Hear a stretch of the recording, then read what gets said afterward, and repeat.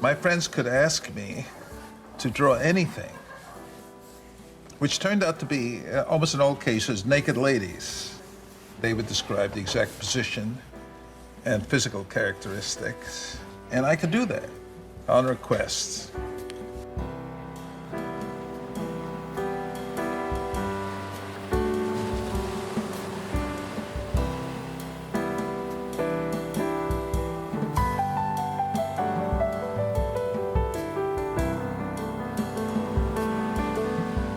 A graduate of Cooper Union in NYC, it didn't take very long for Glaser to produce work that would be revered by peers, academics and the public alike.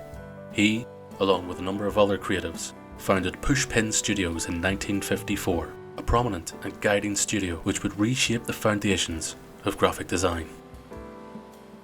In 1966, in what was one of his first posters, he created a poster for Bob Dylan's greatest hits, a psychedelic depiction of Dylan, with his colourful, swirly hair set against Dylan's silhouette profile, side on. This is a piece that reflects the psychedelic nature of the 1960s, but enduring to this day, 54 years later. Fast forward to 1974, Glaser would found his own design studio, Milton Glaser Incorporated. From here, he would go on to create the legendary I Love New York slogan, as well as many posters, publications, and architectural designs, and probably my favourite, the Brooklyn Brewery company logo and identity. Sensing that this would be a successful venture, Glaser would request no flat fee, but instead opt to be offered shares with the company. Whilst there's a plethora of work that we can reference from Glaser's long, colourful career, none are quite as memorable or impactful as I Love New York.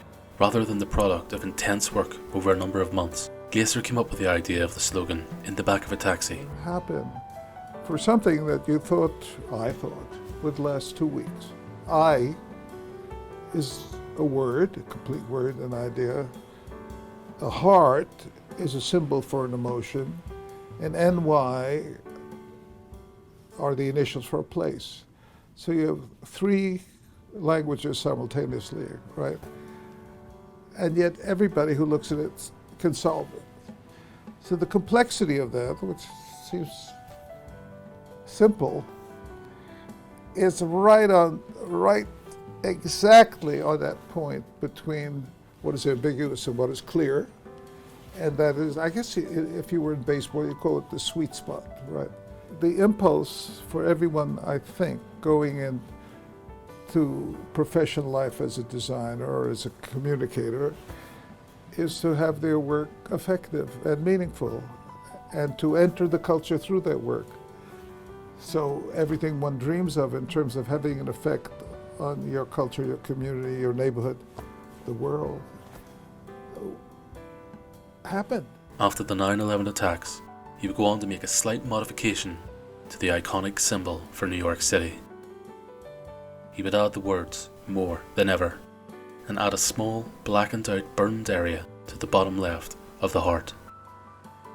Glaser was a heavyweight in the design industry, respected and influential to established peers and those fresh out of art college, continuing to work in the industry up until the age of 91. Glaser passed away on the day of his birthday in 2020. He may have moved on, but his legacy certainly hasn't.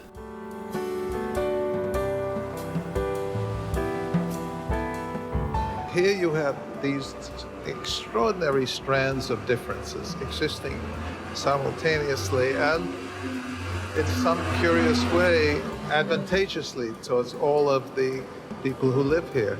There really is nothing like it.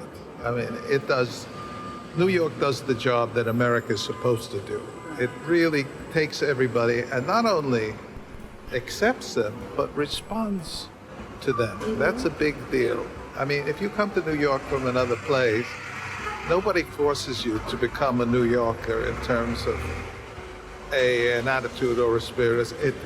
The city is enormously accommodating, not to mention the extraordinary gift that the city gives you of education. I mean, this is the best town in the world to be educated. The number of schools, the amount of free events, lectures, classes. I mean, no place on earth you can study anything that you want, anytime, anywhere.